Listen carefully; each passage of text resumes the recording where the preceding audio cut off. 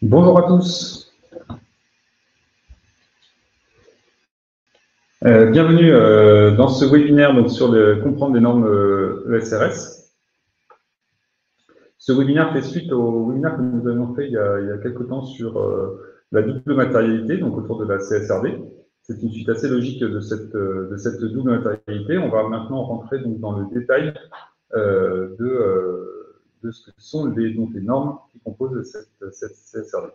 On va attendre encore une minute que les derniers participants nous rejoignent. En attendant, vous allez avoir un petit sondage qui va apparaître à votre écran.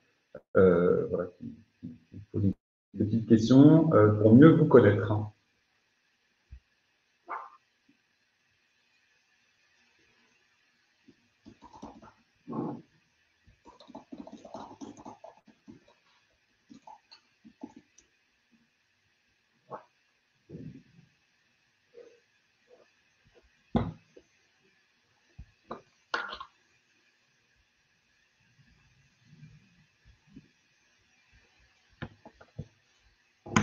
Ok, on va pouvoir commencer. Donc bonjour à tous. Bonjour. Bonjour. Donc aujourd'hui, on peut venir sur les ESRS, donc vraiment la composition de la réglementation CSRD. Aujourd'hui, donc pour animer ce webinaire, Eva, Topi et Caroline également. Bonjour. Pendant tout le webinaire, vous pouvez poser des questions directement dans le chat.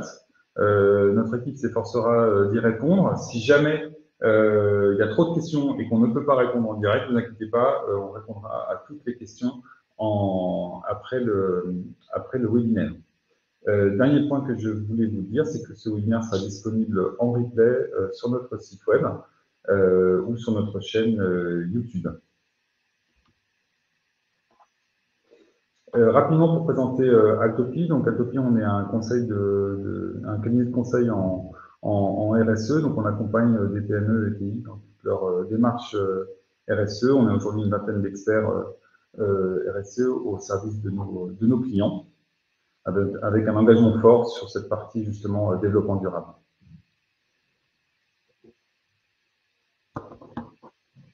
Nos offres s'articulent autour de quatre grands domaines. Vraiment, la partie piloter la stratégie RSE de votre entreprise. Donc, on va vous accompagner dans du conseil, dans du pilotage pur, dans du diagnostic RSE. On travaille également sur tout ce qui est la déclaration d'impact, c'est-à-dire en gros tout ce qui est bilan carbone, donc la mesure d'impact, bilan carbone, des rapports RSE, bien sûr tout ce qui peut concerner le conseil d'accompagnement en CSRD. Pour tout ce qui est valorisation de l'engagement, on est partenaire EcoVadis et également Leader, donc pour la partie Bicorp.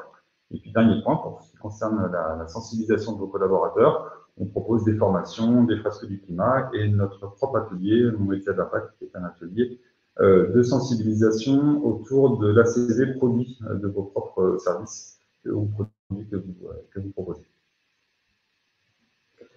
En termes de référence, aujourd'hui, on a plusieurs centaines de clients avec qui nous travaillons, des PME, des ETI dans tout secteur d'activité. On est vraiment multi-secteur d'activité, aussi bien bâtiments, construction, services, agroalimentaire, enfin, tous les activités qu'on peut retrouver dans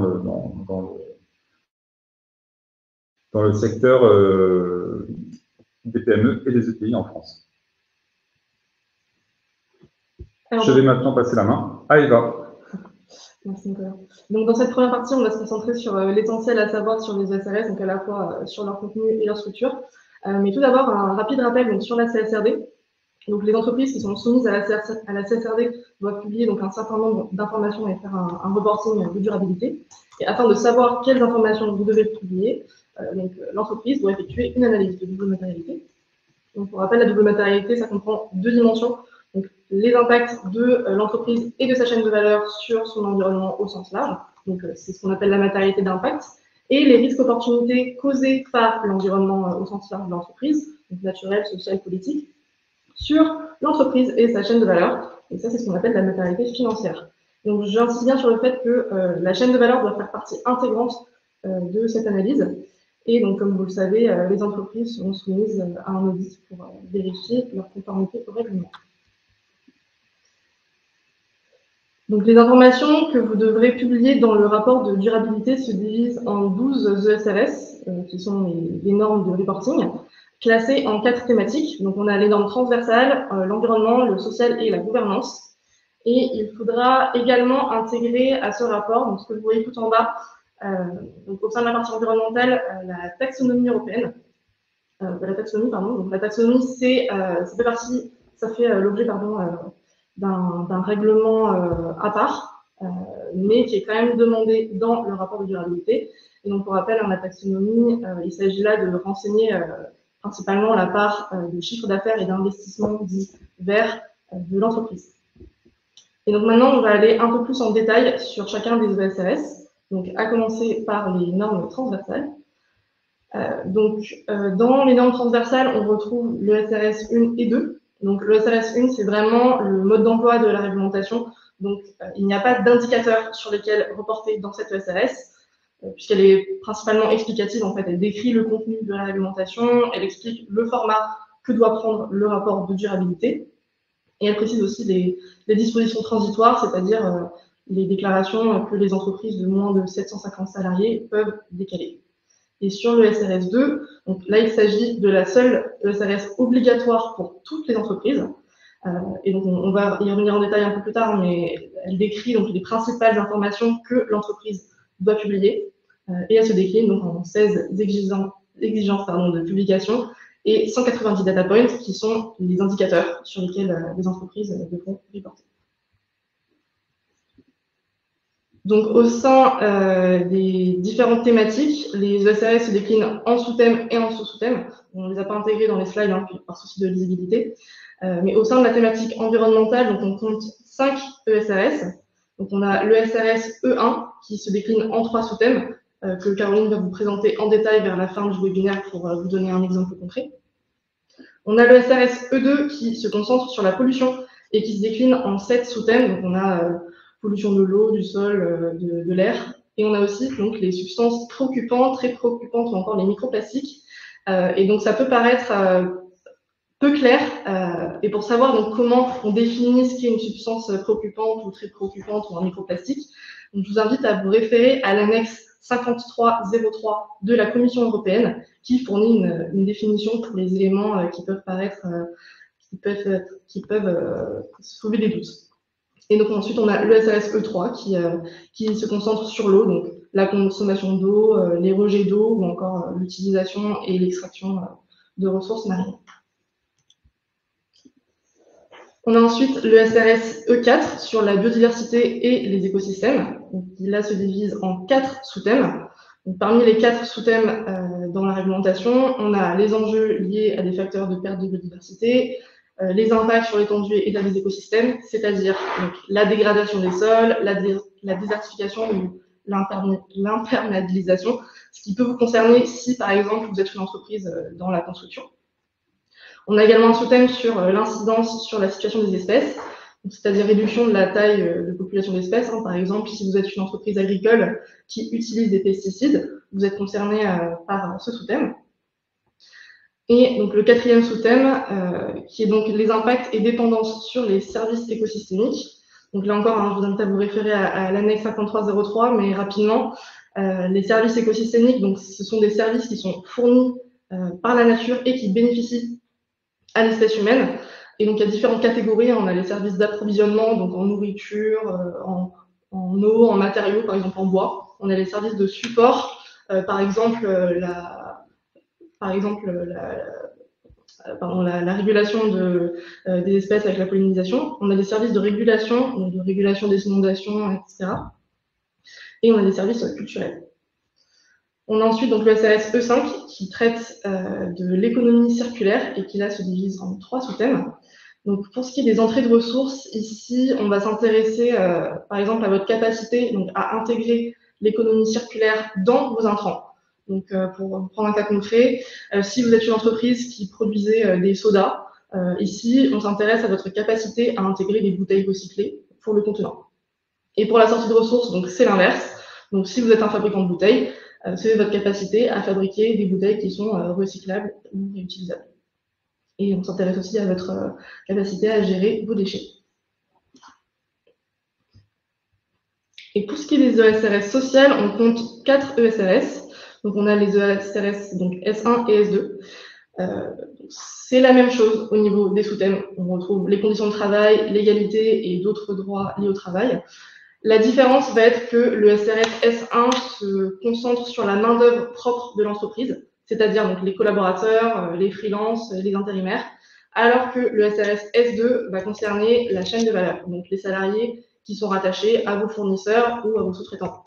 Donc, par exemple, si vous êtes une entreprise textile qui fait fabriquer des t-shirts en Asie du Sud-Est, vous devez prendre en compte les conditions de travail des salariés liés à ces sous-traitants.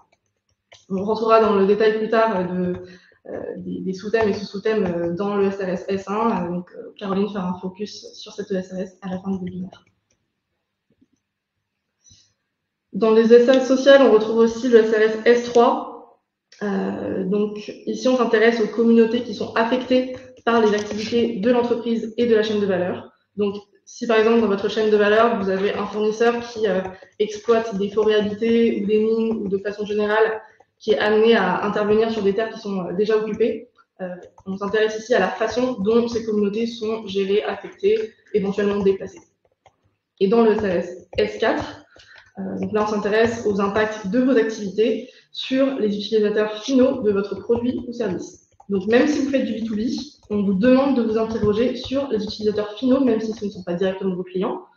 Donc, par exemple, si vous produisez du vin que vous vendez à des distributeurs, on vous demande de prendre en compte les impacts sur la santé des consommateurs. Et donc, pour ce qui est, par exemple, si je détaille un peu, dans le SRS S4, on a un sous-thème qui est l'inclusion sociale, qui peut paraître un peu nébuleux. Donc là, ça peut concerner, par exemple, la discrimination des consommateurs et utilisateurs finaux. Pour prendre un exemple, donc je suis Carrefour, est-ce que mes magasins sont accessibles aux personnes handicapées? Et enfin, donc on a une SRS sur la gouvernance. Donc cette SRS, elle repose principalement autour de l'éthique au sein de l'entreprise et de la chaîne de valeur. Donc voilà, comment est-ce que je traite mes fournisseurs et je m'assure qu'ils soient payés à temps, mes éventuelles activités de lobbying et tout ce qui est autour de la corruption. Donc, je passe maintenant la parole à Caroline pour la structure des ESRS. Effectivement, donc les ESRS thématiques, elles couvrent un thème de durabilité et elles sont structurées toujours de la même façon. C'est-à-dire qu'on a un thème, un sous-sous-thème et parfois, un thème, un sous-thème et parfois un sous-sous-thème. Pour savoir un petit peu plus quels sont ces sous-sous-thèmes et ces thèmes, vous pouvez vous référer aux exigences d'application qui sont dans le règlement CSRD AR16, qui donne une vue d'ensemble de ces thèmes, sous-thèmes et sous-sous-thèmes. Et donc, il faut comprendre ensuite que pour chaque ESRS, il faut respecter des exigences minimales en matière de publication de contenu. Et ces exigences de publication, elles consistent en un ou plusieurs points de données. Donc, les data points, qui sont indiqués tout en dessous de cette slide. Ensuite, on a en fait 4 domaines d'information à communiquer pour chaque ESRS. Donc, on voit gouvernance, stratégie, impact, risque et opportunité et métriques et cibles. Donc, qu'est-ce que ça veut dire?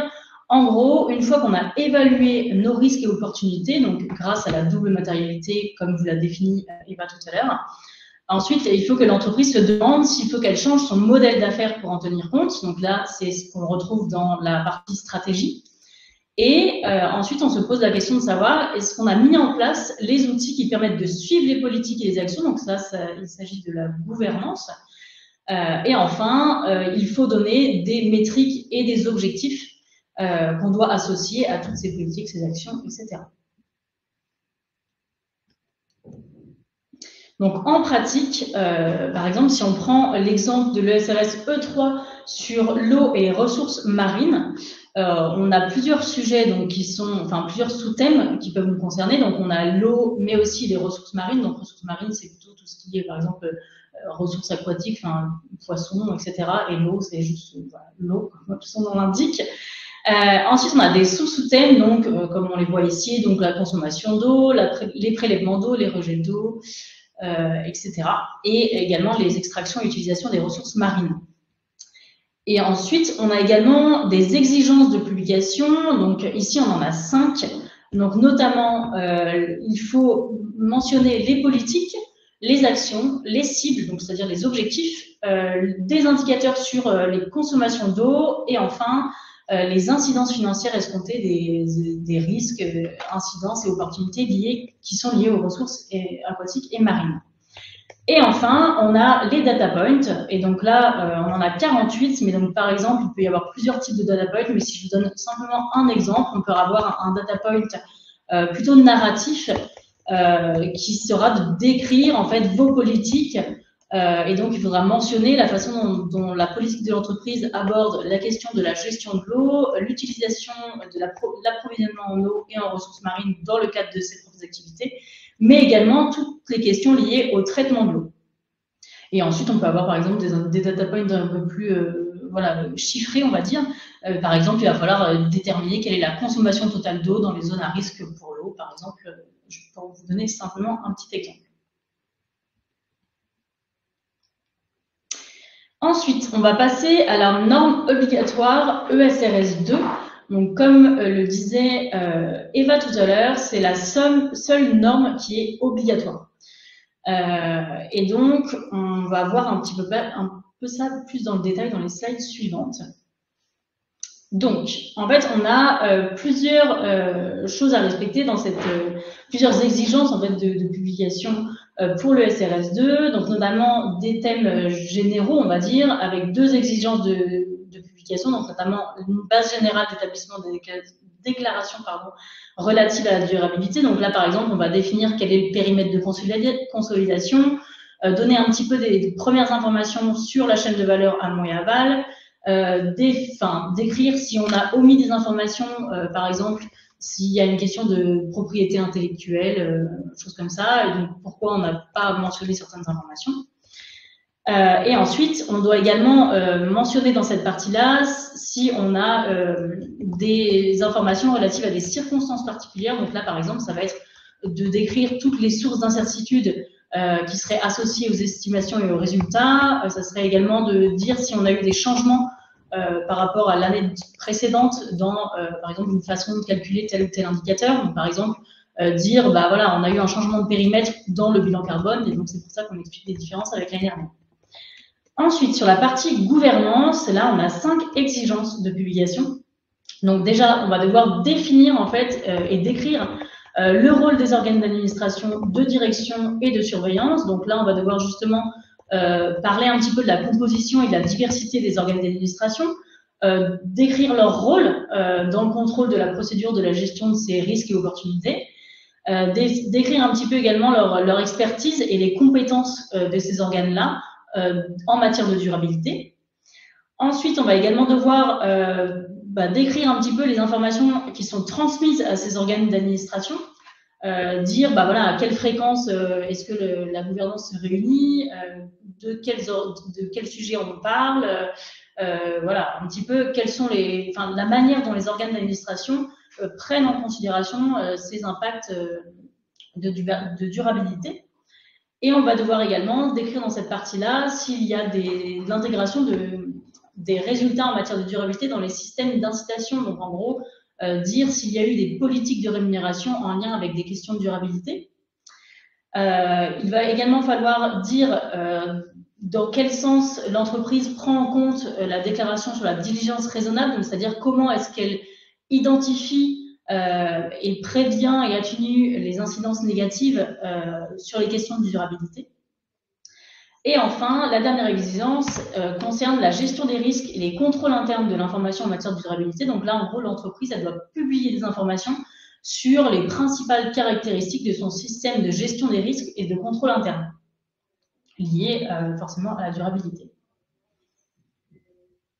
Ensuite, sur la stratégie, donc là, on va avoir 3 exigences de publication. Donc la première, c'est notamment de décrire justement la stratégie et le modèle économique de l'entreprise, donc le modèle d'affaires de l'entreprise.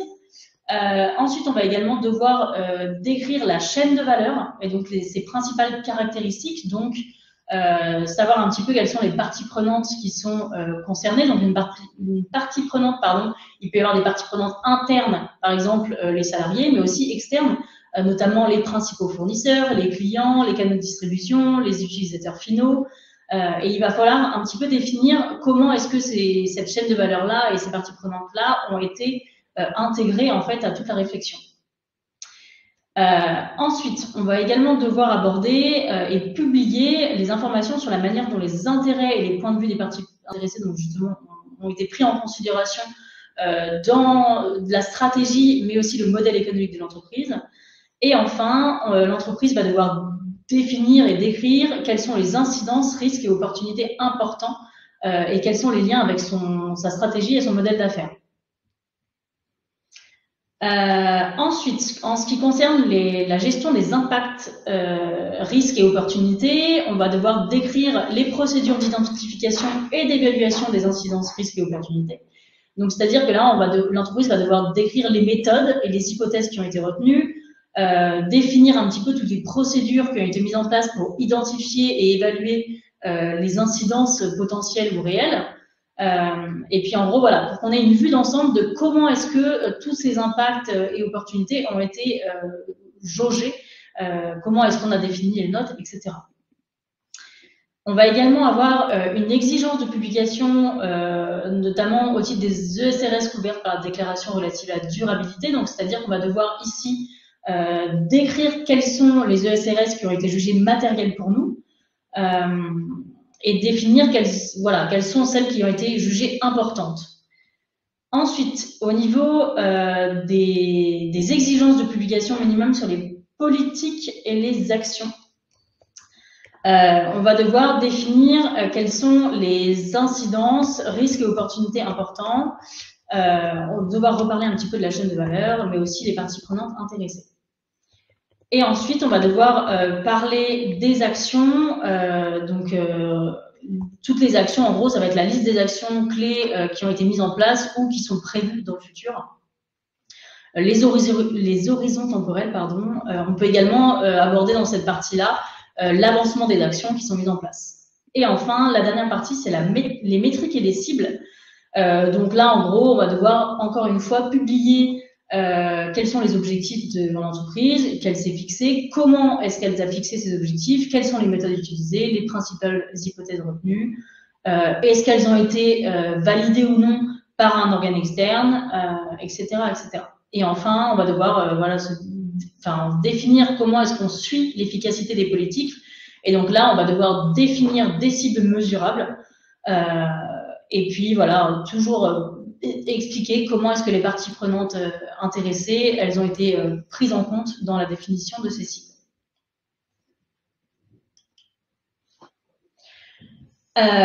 Donc ensuite, au niveau pour un exemple pratique justement, donc là on a l'exemple des métriques relatives aux questions de durabilité importantes. Et donc là, c'est ce que je viens de vous dire, hein, je me répète un petit peu, mais donc en gros, pour chaque métrique, l'entreprise elle doit expliquer quelles sont les méthodes et principales hypothèses retenues si voilà, la métrique est validée ou non.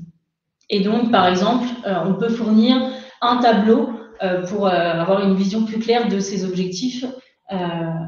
Voilà. Donc maintenant, comment on s'assure de répondre aux bonnes informations et surtout d'y répondre correctement? Donc c'est ce qu'on va étudier dans cette troisième partie. Donc une fois que vous aurez effectué votre analyse de double matérialité, donc vous avez identifié les ESRS, les sous-thèmes et les sous-sous-thèmes qui sont matériels pour votre entreprise et éventuellement d'autres enjeux qui ne sont pas listés dans la CSRD. Et donc cette liste vous donne les ESRS auxquels vous devez répondre. Donc, par exemple, si vous avez identifié un enjeu de pollution de l'eau, alors vous devrez répondre à l'ESRS E2 et à ses exigences de publication. Et donc, une fois que cette analyse de double matérialité est faite, il faut aussi réaliser une analyse de matérialité de l'information, cette fois pour déterminer les data points, donc les indicateurs sur lesquels vous devez reporter. Alors, pourquoi est-ce qu'il y a deux analyses de matérialité? Eh bien, simplement, donc, par exemple, le SRS E2 donc, traite de la pollution. Mais si vous avez uniquement un enjeu sur la pollution de l'eau, eh bien, vous allez répondre uniquement aux data points relatifs à la pollution de l'eau, pas à la pollution de l'air ou à la pollution du sol. Et donc, quand on parle de data points, on ne parle pas uniquement de données chiffrées à renseigner. Donc, il y a 1100 data points à peu près, mais il y a surtout 70% de data points qui sont narratifs ou semi-narratifs. Donc, parmi les différentes catégories de data points, donc, voilà, on a les narratifs, semi-narratifs, par exemple, les politiques sociales que vous mettez en place sur tel sujet. On a aussi des data points qui sont numériques ou qui sont des pourcentages, comme votre effectif. On a des data points monétaires, donc par exemple les ressources financières allouées à votre plan de transition. On peut vous demander aussi dans les data points de fournir des tableaux, par exemple pour vos émissions de gaz à effet de serre. Et on peut aussi vous demander des chiffres avec des unités comme votre consommation de gaz. Et donc pour votre rapport de durabilité, il y a une structure à suivre. Donc déjà, le rapport de durabilité, il doit être inclus au sein du rapport de gestion générale de l'entreprise.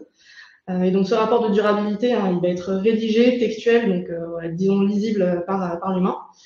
Et il y aura différentes parties. Donc il y aura une première partie avec des informations générales où vous répondrez aux exigences de publication de l'ESRS 2 qui ont été détaillées par Caroline. Et il y aura 3 autres parties qui correspondent aux 3 thèmes des différentes ESRS, donc environnement, social et gouvernance. Et dans chacune de ces parties, donc, vous répondrez aux exigences de publication des ESRS que vous avez identifiées comme matérielles, après votre analyse de double matérialité. Et pour les ESRS que vous aurez identifiées comme non matérielles, vous devrez fournir des justifications pour cette non matérialité que vous devrez intégrer à la partie information générale. Et à savoir également que ce rapport de durabilité doit être balisé. Donc le balisage, c'est un format digital qui est imposé. Donc, je vous ai dit juste avant que le rapport il doit être lisible par l'humain, mais en fait ce balisage, c'est un tag en fait, informatique qui ne sera pas visible à l'œil nu, mais qui va simplement s'assurer qu'une machine puisse faire l'information. Et donc pour vous rassurer un petit peu, ce type de balisage est déjà utilisé par les entreprises pour d'autres documents comme des rapports financiers ou des rapports de gestion. Donc, une fois les data points sur lesquels vous devrez reporter ont été identifiés, vous devez effectuer une analyse d'écart afin de déterminer si la donnée existe déjà en interne. Si elle existe, eh bien, il faut la collecter et organiser la traçabilité de l'information. Donc, j'insiste sur le fait que la traçabilité est extrêmement importante, puisqu'il faut garder en tête qu'il y aura un audit à la fin. Donc, l'auditeur peut tout à fait vous demander d'où vient cette information. Et si la donnée n'existe pas, eh bien, il faudra la créer. Et une fois les données consolidées, bien penser à vérifier la cohérence, encore une fois, en gardant en tête que vous serez soumis à un audit à la fin.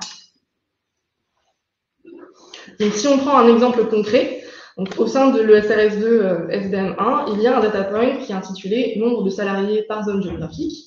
Donc déjà, comme c'est un data point qui se situe dans l'ESRS 2, eh bien, toutes les entreprises y sont soumises, donc doivent répondre à ce data point. Et donc, pour chaque zone géographique, vous devrez collecter les effectifs de toutes les filiales, toutes les agences, tous les sites, et présenter la donnée sous forme de tableau. Voilà, ça peut paraître un peu bateau, mais voilà, il s'agit aussi de démystifier l'exercice. Donc, je repasse la parole à Caroline pour la 4e partie. Oui, donc maintenant on va justement un petit peu aller un peu plus dans le détail sur les 2 normes principales, ESRS E1 mais aussi S1. Donc on va commencer par l'ESRS E1 sur le changement climatique, donc c'est vraiment l'ESRS la plus dense. Donc on va en gros pour l'ESRS changement climatique, on a 3 thèmes qui sont abordés. Donc, d'une part, on a l'atténuation du changement climatique. Donc là, en gros, ce sont les efforts de l'entreprise qui sont mis en place pour limiter l'élévation des températures moyennes de la planète à 1,5 degré, donc pour être en accord avec les accords de Paris, par rapport au niveau pré-industriel. Et donc, en fait, en gros, c'est décrire comment est-ce que l'entreprise, elle va limiter ses émissions de gaz à effet de serre. Ensuite, le second thème abordé dans cette ESRS-là, c'est l'adaptation au changement climatique. Donc, en gros, ici, c'est de décrire les processus d'adaptation de l'entreprise au changement climatique. Donc, en gros, ça va être de décrire un petit peu comment est-ce que l'entreprise s'adapte aux nouvelles réglementations, mais aussi au changement climatique en tant que tel. Hein. Donc, par exemple, je sais pas, une évolution de chaleur, mais aussi s'il y a une nouvelle réglementation, par exemple, l'interdiction des voitures thermiques à horizon 2035, ça va avoir un impact sur le modèle d'affaires des entreprises qui fabriquent des voitures. Donc là, on va l'aborder dans cette thématique-là, adaptation. Et enfin, la troisième thématique, c'est l'énergie. Et donc là, on va devoir tout simplement déclarer les consommations d'énergie. Je vous donnerai un petit peu plus de détails là-dessus tout à l'heure. Et donc, par contre, ce qui est très important à retenir, c'est que pour cette ESRS changement climatique, il y a le principe de comply or explain. Donc, en gros, on va être obligé de justifier, c'est obligatoire, de la non-matérialité du changement climatique si jamais on estime que pour nous, le changement climatique n'est pas matériel. Il va falloir vraiment donner toutes les méthodes qui ont été utilisées pour définir que cet enjeu-là n'est pas important pour nous. Et honnêtement, c'est très compliqué de dire que le changement climatique n'impacte pas une entreprise parce que, voilà, vu les rapports du GIEC, on voit bien que le changement climatique va impacter tout le monde. Ensuite, si on va un petit peu plus en détail maintenant, donc on retrouve encore une fois ce que je vous ai expliqué tout à l'heure, donc les thématiques obligatoires, donc gouvernance, stratégie, IRO, donc impact, risque, opportunité, et enfin métrique. Donc si on commence par la gouvernance, donc tout d'abord, le sujet qu'il faut aborder, c'est l'intégration des performances en matière de durabilité dans les mécanismes incitatifs. Donc pour faire plus simple, en gros, ça veut dire que l'entreprise, elle doit indiquer s'il y a lieu, enfin si c'est fait ou pas, et comment des considérations liées au climat sont prises en compte dans la rémunération des membres des organes d'administration, de direction et de surveillance. Ensuite, au niveau de la stratégie, on a une exigence de publication, notamment sur le plan de transition.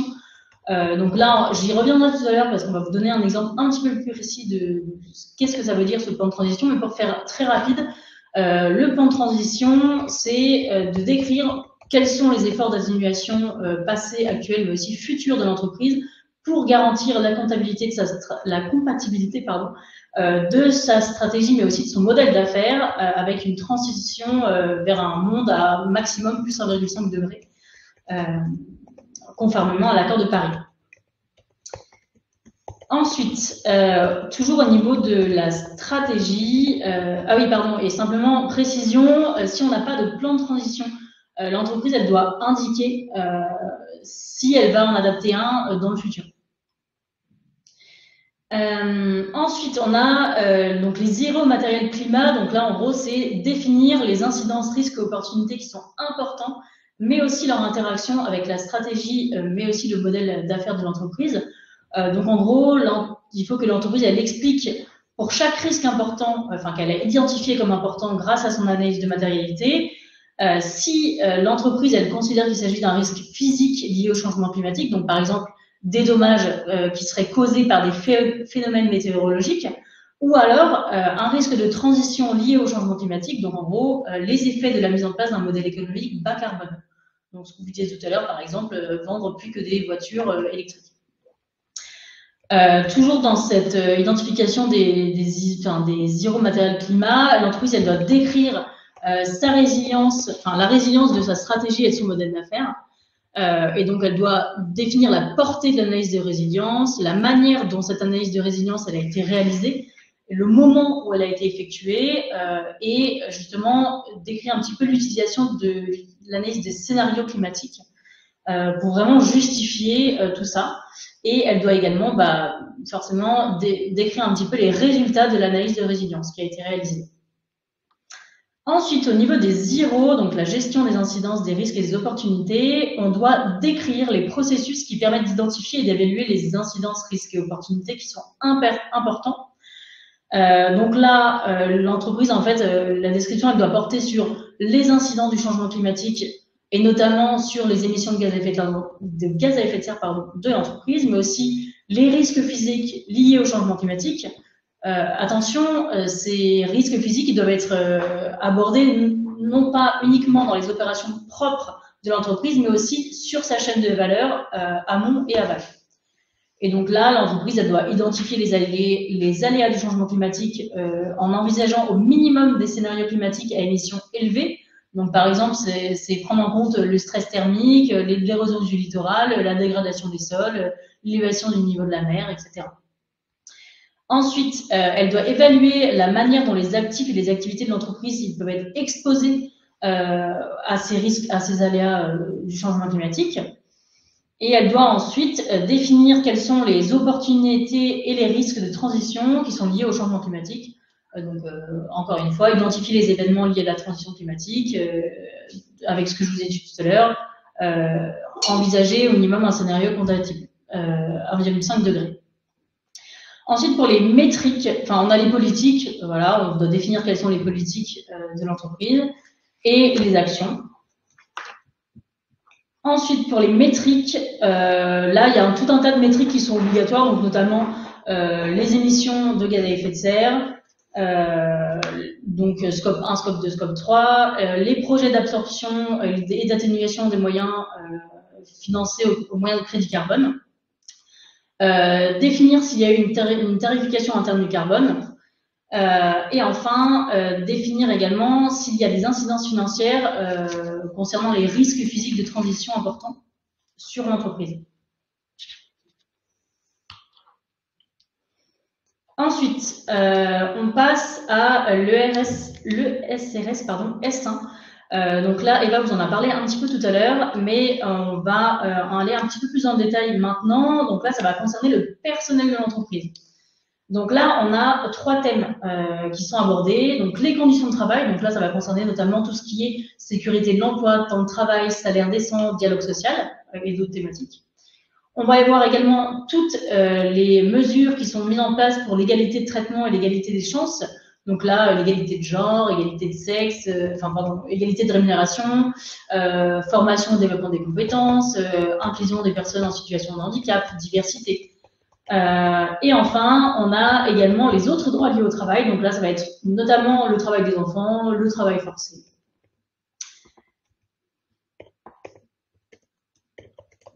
Donc, si on va un petit peu plus dans le détail des exigences de publication maintenant, donc on retrouve encore une fois toujours la même logique, stratégie, IRO et métrique. Donc là, déjà dans la stratégie, on doit définir comment a été intégrée les parties prenantes dans la mise en place de la stratégie de l'entreprise. Et on doit définir quels sont les IRO matériels en termes sociaux. Donc, par exemple, comment les incidences sur les effectifs, elles ont été prises en compte et comment en gros, le modèle d'affaires peut impacter les effectifs de l'entreprise. Donc, par exemple, on va devoir décrire brièvement le type de salariés et non salariés de l'entreprise qui peuvent être susceptibles d'être infectés d'une manière importante sur les questions sociales. Voilà, et on va devoir également définir un petit peu quels sont les incidents susceptibles de résulter des plans de transition qui visent à réduire les impacts négatifs au niveau des incidences négatives sur l'environnement. Donc, par exemple, tout ce qui est restructuration de l'activité ou perte d'emploi liée à un changement d'activité ou les créations d'emplois, justement, par exemple, en lien avec ce qu'on disait tout à l'heure, par exemple, une entreprise qui fait que des voitures thermiques, qui va se mettre à faire que des voitures électriques, forcément, il va y avoir des incidences sur les effectifs de l'entreprise, en termes de formation, compétences, etc. Ensuite, au niveau de la gestion des IRO maintenant, donc incidence, risque et opportunité, l'entreprise, elle va devoir définir et décrire toutes ses politiques sociales, donc en gros, tous ses engagements en matière de droits de l'homme qui concernent ses effectifs, mais aussi les mécanismes de contrôle du respect des principes des directeurs des Nations Unies, des déclarations de l'OIT relatives aux principes et droits fondamentaux du travail, les principes directeurs de l'OCDE également, et donc toutes les politiques mises en place en matière de main-d'œuvre qui s'attaquent notamment aux questions de traite des êtres humains, travail forcé, travail obligatoire, travail des enfants. toutes les politiques également en matière de discrimination, harcèlement, égalité des chances.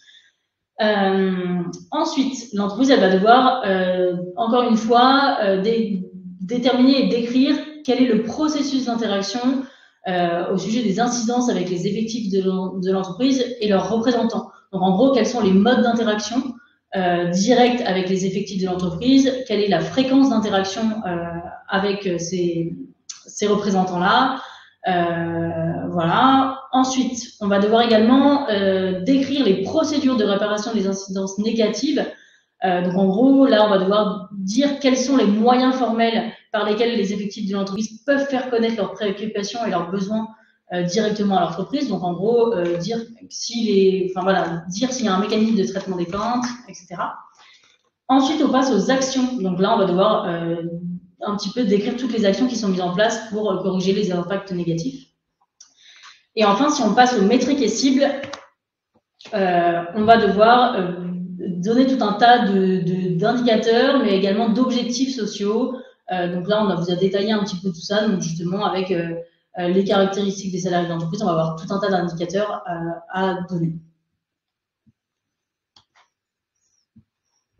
Donc, en pratique, justement, tout à l'heure, je vous disais que je reviendrai dessus. Donc, sur le plan de transition pour l'atténuation du changement climatique. Donc là, l'entreprise, elle va devoir définir quels sont les objectifs qu'elle se fixe pour être compatible avec les accords de Paris. Donc, en gros, pour limiter le réchauffement de la planète à 1,5 degré.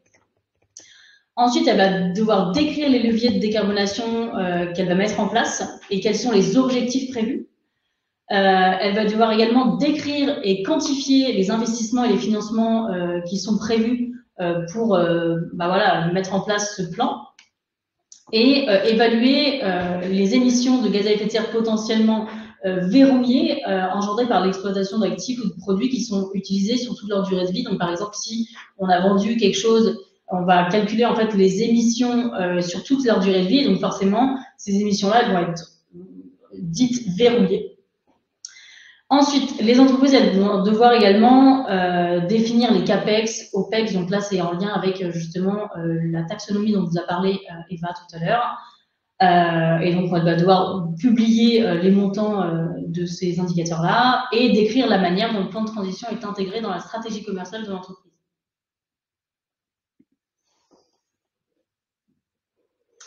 Merci Eva, merci Caroline pour tout ce descriptif des différentes ESRS qui composent la CSRD. J'espère que ça vous a éclairé sur ce règlement qui n'est pas forcément facile et accessible directement. C'était l'idée justement de rendre les choses concrètes et de vous apporter des exemples et des mises en situation. Donc, comme je vous expliquais, ce webinaire sera en replay disponible sur notre site et sur YouTube, sur notre chaîne YouTube. Altopy, en tant qu'expert justement sur la partie CSRD, peut accompagner votre entreprise dans cette mise en conformité. Donc, bien sûr, en commençant par la matrice de double matérialité, de tout ce qui est justement la définition des indicateurs auxquels vous devez répondre et des formaliser et y répondre directement. Le tout associé effectivement à une méthodologie de travail que nous avons peaufinée et que nous mettons en place actuellement pour tous nos clients. Un grand merci pour votre participation. Merci d'avoir assisté à ce webinaire. N'hésitez pas à nous contacter si vous avez des questions complémentaires ou des précisions à obtenir sur le sujet. Nous n'avons pas pu répondre à toutes les questions sur le chat. Nous y répondrons donc par mail pour les quelques questions pour lesquelles nous n'avons pas encore répondu. Un grand merci et nous vous tenons informés pour les prochains webinaires qui seront a priori sur la partie CSRD qui vont être traités de la partie taxonomie. À très bientôt.